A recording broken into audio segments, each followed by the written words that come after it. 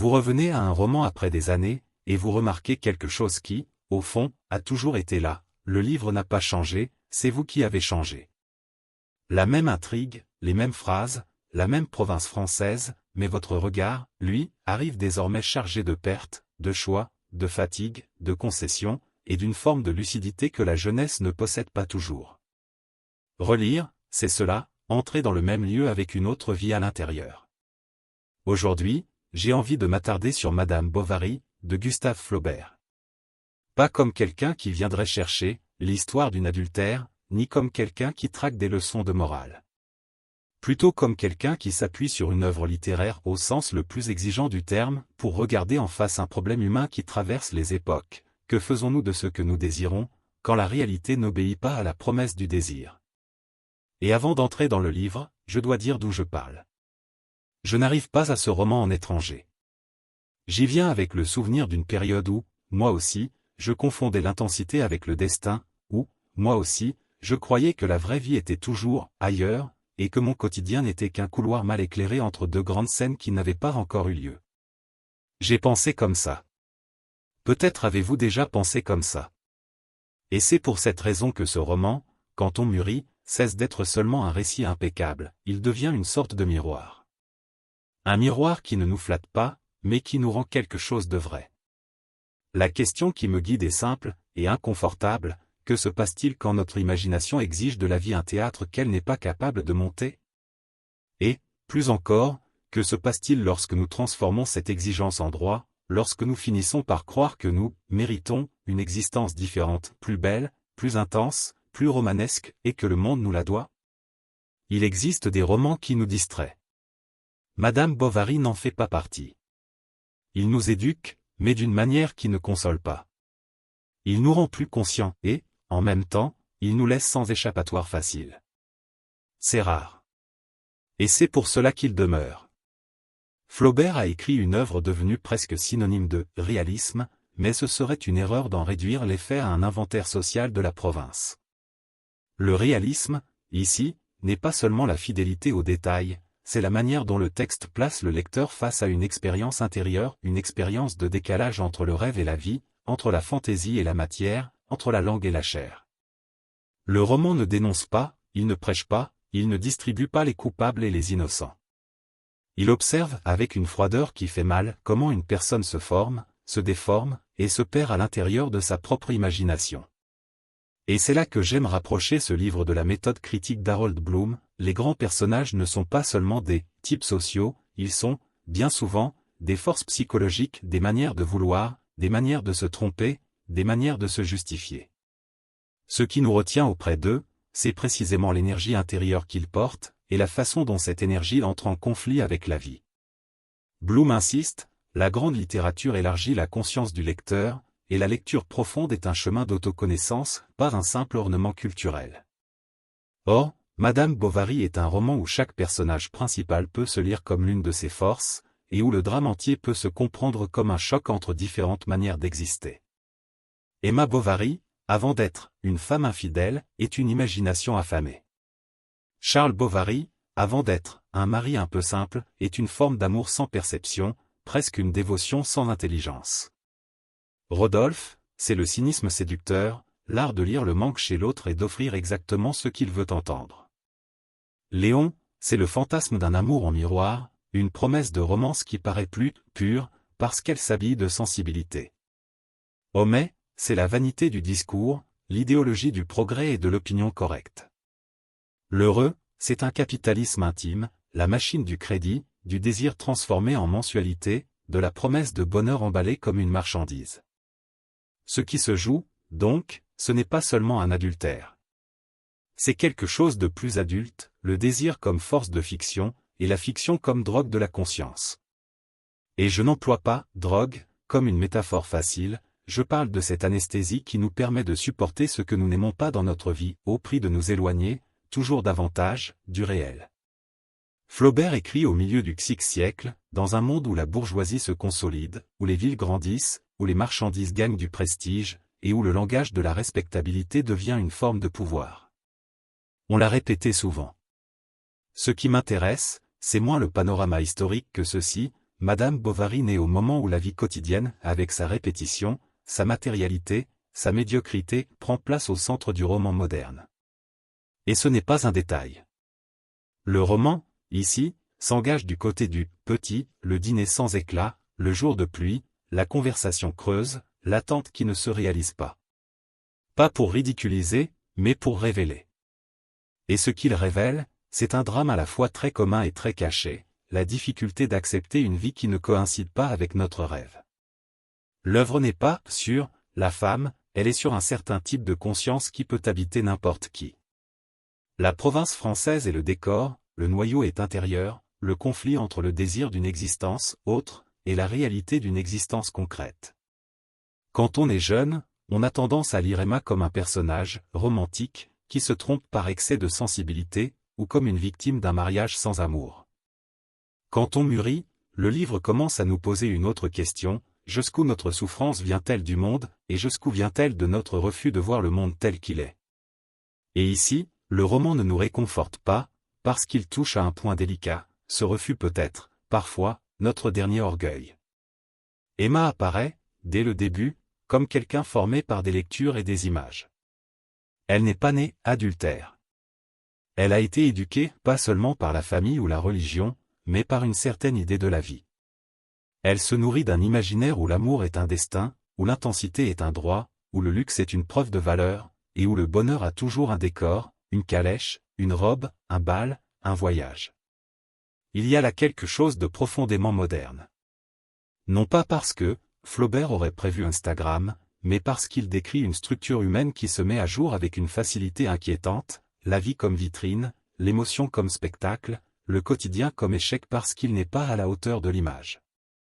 Northrop Frye aide à voir l'architecture de ce drame. Ce qu'Emma désire, c'est, en grande partie, l'univers du roman, romanesque, une imagination orientée par des archétypes d'aventure, d'élévation, de rencontres décisives, de passion absolue. Mais Flaubert place cette imagination dans un monde qui fonctionne sur un mode ironique, non pas l'ironie du rire, mais celle où le héros ne s'élève pas au-dessus de son milieu, il y est écrasé, ou bien il s'y perd.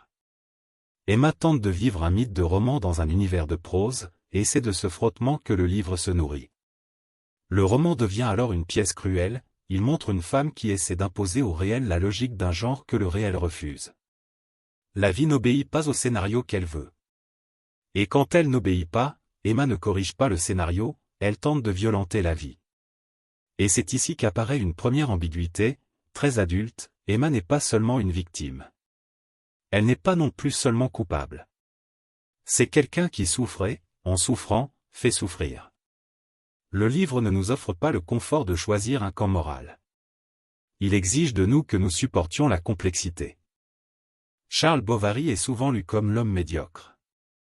Et il l'est, oui, dans un sens, c'est un homme limité, sans imagination, sans raffinement, sans éclat. Mais réduire Charles à une caricature, c'est perdre une dimension importante, il aime Emma. Il l'aime avec une constance qui n'est pas théâtrale. Il l'aime avec une fidélité qui ne produit pas des scènes, elle produit de la routine. Et c'est précisément cela qu'Emma est incapable de reconnaître. Bloom revient souvent sur une idée, les personnages qui nous marquent vivent en nous parce qu'ils incarnent une énergie psychique spécifique. Charles incarne une énergie que beaucoup d'adultes connaissent, l'amour qui ne sait pas lire l'autre. Il n'est pas cruel, il est aveugle. Et l'aveuglement, bien souvent, est plus dévastateur que la cruauté, parce qu'il ne se reconnaît pas comme un problème. Charles croit que prendre soin, pourvoir, être là, c'est aimer. Et c'est, en effet, une forme d'amour. Mais Emma veut autre chose, elle veut être désirée comme une héroïne, confirmée comme une exception. Et l'amour de Charles, parce qu'il est ordinaire, devient, à ses yeux, une humiliation. La maturité nous oblige à une question qui n'est pas confortable, combien de fois avons-nous méprisé un bien réel parce qu'il n'était pas emballé dans la langue de notre rêve? Le roman ne répond pas. Il montre simplement le coup. Il est tentant de faire du mariage d'Emma le grand coupable. Mais le livre est plus subtil. Le mariage, c'est le cadre, le tableau est intérieur. Si Emma avait épousé un homme plus intéressant, plus cultivé, plus intense, aurait-elle été sauvée? Le roman suggère que non. Car le problème n'est pas seulement l'absence de l'autre, c'est la manière dont elle désire. Elle désire comme on consomme des images. Elle veut que le sentiment soit une preuve de réalité, s'il n'y a pas d'extase, il n'y a pas de vie. Et c'est un piège existentiel. Erich Fromm, lorsqu'il pense la liberté moderne, insiste sur l'angoisse qu'elle entraîne, et sur la façon dont beaucoup cherchent à fuir cette angoisse par des mécanismes d'évasion, conformisme, soumission, destructivité, idolâtrie. Emma oscille entre révolte et conformisme d'une manière qui trouble, elle veut briser la petite vie, mais elle brise pour tomber dans une autre prison, celle de la consommation, du regard des autres, du « avoir », comme compensation du « être ».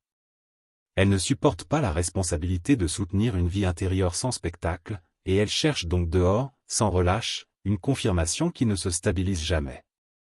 Ici, la liberté devient vertige. Elle veut être libre, mais elle ne veut pas le poids de la liberté. Elle veut la récompense sans le coup. Elle veut l'intensité sans la discipline intérieure qui soutient une existence. Et le roman montre le prix de tout cela, sans faire de discours. Rodolphe n'est pas un grand méchant mélodramatique. Il est pire, il est plausible. Il sait reconnaître le manque d'Emma, et il sait parler sa langue. Il ne lui offre pas seulement du sexe, il lui offre un récit. Il lui donne le rôle qu'elle a toujours voulu, celui d'une femme exceptionnelle, aimée de manière absolue, destinée au risque. Rodolphe est la personnification d'une force psychologique très contemporaine, l'habileté à utiliser la langue pour produire un effet, sans engagement envers la vérité. Il comprend que, pour Emma, l'amour est moins un lien qu'une histoire. Alors il lui donne une histoire. Et le roman nous place ici devant un mécanisme douloureux, le désir d'Emma n'est pas seulement désir de l'autre, c'est désir d'elle-même comme personnage. Elle veut se voir vivre ce qu'elle a lu. Rodolphe fonctionne comme un metteur en scène, il la place sur le plateau. Quand il l'abandonne, et il l'abandonne avec une lâcheté calculée, ce qui meurt n'est pas seulement un amour. Ce qui meurt, c'est une image de destin. Et Emma, privée de cette image, sent le sol s'ouvrir sous ses pieds. On peut tenter ici une lecture camusienne, à condition de rester prudent. Camus n'est pas un moraliste, c'est un penseur de la lucidité face à l'absurde, face à cette discordance entre la faim humaine de sens et le silence du monde. Emma vit une discordance semblable, mais elle ne répond pas par la lucidité, elle répond par la fuite. Elle ne regarde pas le vide, elle essaie de le remplir avec du scénario. Chez Camus, la dignité consiste à ne pas se mentir. Emma, au contraire, vit de mensonges intimes non comme un péché, mais comme une anesthésie. Le roman peut se lire comme l'histoire de l'échec d'une conscience qui ne supporte pas le réel sans ornement. Léon apparaît, lui, comme un contraste, jeune, sensible, lecteur. Il ressemble à l'amour véritable, parce qu'il parle avec Emma de livres, de musique, de ce que Charles ne peut pas atteindre. Mais le roman est impitoyable, lorsque Léon revient, adulte, il n'est pas un sauveur. Il est une répétition avec un autre parfum. Emma se donne à Léon comme si elle pouvait corriger le passé, cette fois, oui, l'amour sera complet, cette fois, oui, le roman aura lieu. Mais ce qui arrive, c'est un autre type d'usure, le désir se banalise, l'aventure devient habitude, le risque devient logistique. Et alors surgit une vérité brutale de l'âge adulte, même la transgression peut devenir une routine. Le fantasme d'Emma, c'est un amour qui resterait toujours en haut. Mais la vie, même lorsqu'elle est intense, redescend. Et redescendre n'est pas échouer, c'est exister. Le problème, c'est qu'Emma interprète cette descente comme une trahison du monde. Alors elle court vers une autre image. Ce mouvement, échange, substitution, recommencement est la chorégraphie d'une conscience qui n'apprend pas. Et c'est tragique. Parce que la tragédie, ici, ce n'est pas « elle est morte », la tragédie, c'est qu'elle a vécu sans parvenir à habiter sa propre vie. Homais est une figure que beaucoup de lecteurs détestent et à juste titre. Il est vaniteux, pédant, progressiste de façade, moraliste quand ça l'arrange, lâche quand il le faut. Mais, sur le plan littéraire, il est essentiel, il incarne la force de l'opinion, du prestige social, de la langue comme autopromotion. Si Emma est l'imagination affamée, Homais est le monde de la parole publique, celui où la réputation vaut plus que la vérité, où la phrase bien tournée remplace l'expérience réelle. Il représente une forme de « raison » qui n'éclaire pas, elle justifie. Et il y a quelque chose d'assez insupportable chez Homais, il prospère. Le roman ne nous donne pas la consolation de le voir puni. Il s'adapte. Il profite. Il gagne. Et c'est l'une des cruautés les plus adultes du livre, le monde ne punit pas toujours ceux qui mériteraient de l'être. Parfois, il les récompense. Et il faut supporter cette vision sans transformer le roman en sermon. L'heureux est un personnage central pour une lecture contemporaine, non parce que le capitalisme commencerait là, mais parce qu'il montre le mécanisme intime de la dette comme forme de contrôle. Emma achète pour sentir. Elle achète pour se voir. Elle achète pour s'anesthésier. Et le crédit lui permet d'anticiper le fantasme, puis de payer plus tard, avec sa propre ruine. Ici, le roman devient presque clinique, la marchandise n'est pas seulement un objet, c'est une promesse d'identité. La robe n'est pas du tissu, c'est un personnage.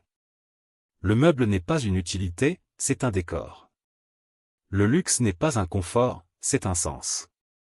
Fromm nous aide à nouveau, il y a une différence entre avoir et être, entre accumuler des choses et développer une vie intérieure. Emma essaie d'être par l'avoir. Et cette tentative n'est pas seulement de la futilité, c'est du désespoir. C'est l'effort de prouver, à ses propres yeux, que sa vie est autre. Mais la preuve ne dure jamais. Alors elle achète encore. Et encore. Et encore. Et quand l'addition arrive, elle découvre une vérité que beaucoup d'adultes apprennent trop tard, le désir, lorsqu'on le sous-traite aux objets, ne trouve pas de satiété. Il trouve un cycle. Il y a une raison pour laquelle Madame Bovary est devenue une référence esthétique. Flaubert n'écrit pas comme quelqu'un qui raconte une histoire. Il écrit comme quelqu'un qui construit une machine de perception. Le narrateur ne se répand pas. Il garde une distance qui, paradoxalement, nous rapproche, parce qu'il ne nous guide pas par la morale, il nous oblige à regarder. Un des grands ressorts du roman, c'est la manière dont la langue d'Emma, ses phrases intérieures, ses clichés romantiques, ses idées empruntées se mêlent à la narration. Le lecteur sent, de l'intérieur, comment elle pense. Et il perçoit, avec un certain malaise, qu'elle pense par formule. C'est terrible, parce que cela nous force à reconnaître quelque chose en nous, combien de nos émotions sont, au fond, des scénarios prêts à l'emploi que nous avons appris? Combien de nos attentes viennent d'images que nous n'avons jamais examinées? Flaubert nous offre ainsi une expérience de lecture qui est aussi une expérience d'autoconnaissance, le lecteur commence à identifier, en lui, les phrases toutes faites du désir. Et c'est une forme de lucidité. Bloom soutient que lire en profondeur, c'est entrer en contact avec sa propre intériorité, sans déléguer sa conscience à des idéologies. Madame Bovary fait exactement cela, il ne nous propose pas une thèse sociologique, il nous fait vivre une expérience intérieure qui démonte nos excuses. L'adultère, ici, est moins un péché qu'un symptôme. Emma trompe parce qu'elle ne supporte pas. Mais que ne supporte-t-elle pas? Pas seulement Charles. Elle ne supporte pas la normalité. Elle ne supporte pas l'absence de scénario. Elle ne supporte pas d'être une parmi d'autres. Le problème, c'est qu'en ne supportant pas, elle transforme la vie en scène et elle se transforme elle-même en objet de spectacle. Le roman nous place devant des dilemmes moraux qui ne se résolvent pas avec des phrases faciles. Est-il possible de désirer une autre vie sans mépriser celle qu'on a? Est-il possible de chercher l'intensité sans détruire ce qui est réel? Est-il possible de reconnaître qu'une partie de notre malheur vient de la manière dont nous imaginons le bonheur? Jusqu'où peut-on déléguer à l'amour la responsabilité de soi? Fromm dirait que la maturité consiste à assumer sa liberté comme une tâche, et non comme un prix. Emma cherche la liberté comme une scène, pas comme un travail intérieur. Elle veut la part visible de la liberté et le geste, le risque, le roman, mais elle ne veut pas la part invisible, la discipline de soutenir une vie qui a du sens sans dépendre des applaudissements. Et je dois être prudent, ici, il ne s'agit pas d'accuser Emma comme si elle n'était que faible. Il existe des pressions réelles, la condition féminine, le confinement, l'absence d'horizon, une ignorance entretenue. Tout cela est là. Mais Flaubert n'écrit pas un pamphlet. Il écrit une tragédie domestique et dans une tragédie, le personnage est traversé par des forces plus grandes que lui, mais il participe aussi à son destin. C'est précisément ce mélange qui fait que le roman reste. Si je regarde Emma avec Free en tête, quelque chose devient clair, elle veut vivre le mythe du roman, la marche au-delà du commun, la révélation, la rencontre qui transforme tout. Sauf que Flaubert la place dans un monde qui ne soutient pas le mythe. Il en résulte une collision entre des modes littéraires, le romanesque à l'intérieur du réaliste, le rêve à l'intérieur de la prose. Cette collision produit une ironie tragique, la conscience tente de monter, mais le monde tire vers le bas. Emma tente de transcender, mais ce qu'elle trouve, c'est la matérialité, l'argent, la réputation, les dettes, la maladie, le corps, la honte. Et le corps, à la fin, est l'endroit où la fantaisie est réclamée, où elle se paie. La tragédie moderne, ici, ce n'est pas la chute d'un roi. C'est la chute d'une personne ordinaire qui a désiré être une exception, et qui n'a pas trouvé de manière vraie d'être exceptionnelle sans se détruire. L'exception qu'elle cherchait était esthétique, elle n'était pas éthique. Elle voulait une vie plus belle, pas forcément une vie plus vraie. Et le roman montre le prix de ce choix. Fromm distingue l'amour mûr qui implique soin, responsabilité, respect et connaissance de l'amour comme idolâtrie, comme fusion, comme fuite de soi. Emma cherche l'amour comme fuite. Elle veut être arrachée à elle-même. Elle veut être emportée. Elle veut être sauvée. Et c'est une tentation profondément humaine, transformer l'amour en religion privée. Mais quand l'amour devient religion, il exige des miracles. Et quand il ne les reçoit pas, il se change en ressentiment. Le livre montre cela avec une précision douloureuse, Emma ne veut pas seulement un homme, elle veut un monde. Elle ne veut pas seulement de l'affection, elle veut du sens. Elle ne veut pas seulement du plaisir, elle veut du destin. Et aucun homme ne peut porter ce poids très longtemps, ni Rodolphe, ni Léon, ni Charles. Et peut-être qu'aucun de nous ne peut porter, en quelqu'un, un poids pareil sans devenir imposteur. La responsabilité revient alors comme un fantôme. Que faisons-nous quand nous comprenons que personne ne vivra notre vie à notre place? Emma ne supporte pas cette compréhension. Elle cherche à la repousser. Et repousser, pour elle, signifie intensifier la fuite. Camus nous a appris à nous méfier des sorties métaphysiques trop faciles. L'absurde, chez lui, n'est pas un concept décoratif, c'est l'expérience concrète du décalage entre notre désir de sens et un monde qui ne répond pas. Emma vit ce décalage sans cesse. Elle demande au monde une réponse esthétique et le monde répond par la banalité. La différence, c'est que, chez Camus, la lucidité est une forme de dignité, regarder le monde sans mensonge et, malgré tout, vivre. Emma n'atteint pas cette dignité. Elle préfère le mensonge. Elle préfère la scène. Elle préfère le délire. Et lorsque le mensonge s'effondre, quand la dette, la honte, l'exposition, l'absence d'issue s'impose, elle choisit la mort. Camus dirait que le suicide est une manière de répondre à l'absurde, mais une manière qui refuse le problème au lieu de l'affronter. Le roman, sans philosopher, montre quelque chose de voisin. Emma ne trouve pas de façon d'exister à l'intérieur de la limite. Et la limite, ici, c'est tout. Sa mort n'a rien de romantique. Elle est physique, dégradante, lente. Flaubert ne lui accorde pas une beauté finale. Et c'est essentiel. Le livre ne permet pas au lecteur de transformer la tragédie en poésie consolante. Il oblige le lecteur à rester dans le réel. Il est presque impossible de lire Emma aujourd'hui sans sentir une résonance. Non parce que, nous sommes tous Emma, mais parce que le monde contemporain a amplifié certains mécanismes, la comparaison permanente, la vie comme image, le désir comme spectacle, la consommation comme anesthésie, l'impression que la vie réelle reste toujours en dessous. Et ici, je reprends, avec précaution, une tonalité qui peut rappeler Louise Felipe Pondé, il y a une cruauté dans la condition humaine qu'aucune pédagogie n'efface. Nous sommes capables de nous tromper nous-mêmes avec une aisance presque élégante. Et, souvent, nous préférons un mensonge sophistiqué à une vérité simple. Emma choisit des mensonges sophistiqués.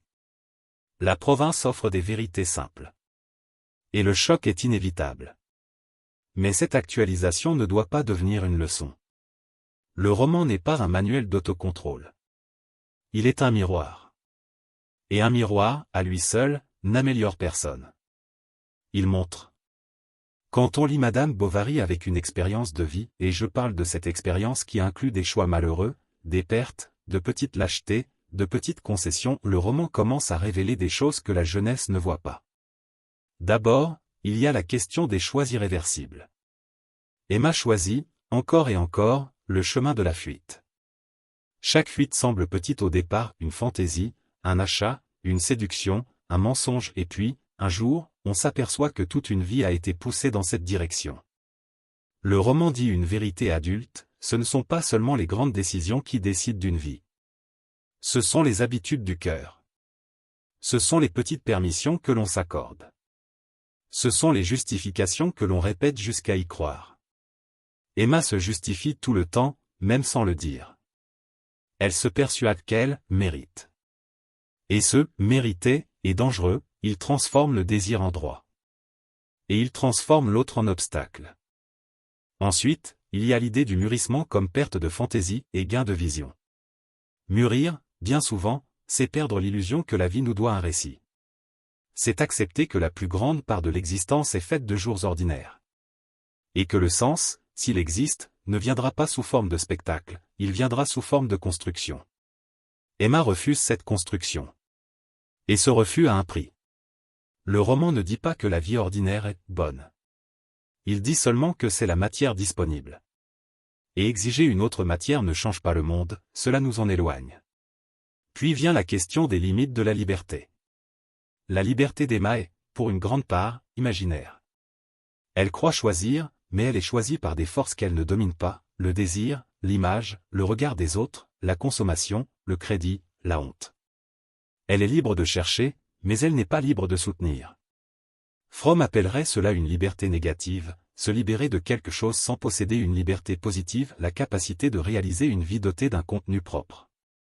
Emma se libère de l'ennui, mais elle ne construit pas un sens. Et elle retombe.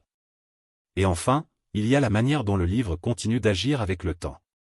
Ce qui m'impressionne le plus dans Madame Bovary, ce n'est pas l'intrigue, c'est la façon dont il continue de travailler en nous. Vous refermez le livre et, quelques jours plus tard, vous vous surprenez à penser à des choses minuscules, votre impatience face à la routine, votre tentation de dramatiser, votre envie d'être vu, votre difficulté à aimer ce qui est simple sans mépriser le simple. Le roman ne nous rend pas meilleurs. Il nous rend plus attentifs.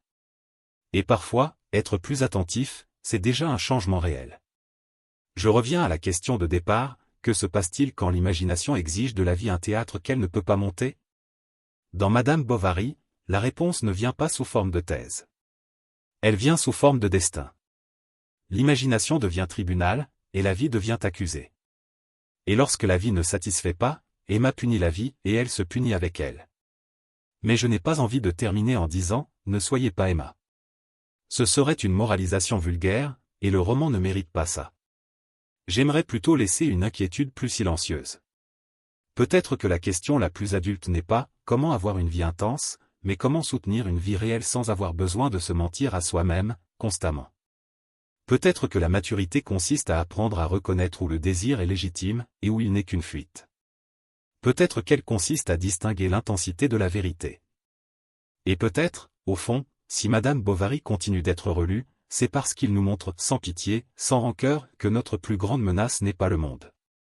C'est la façon dont nous pouvons devenir étrangers à l'intérieur de notre propre vie. Dans la prochaine vidéo, j'aimerais continuer dans cette direction, comment certains romans classiques nous apprennent à regarder le quotidien sans illusion et sans cynisme, avec une lucidité qui ne détruit pas, mais qui ne ment pas non plus. Si ce type de lecture vous accompagne, un like et un abonnement aident, discrètement, à faire vivre cette conversation. Et on continue.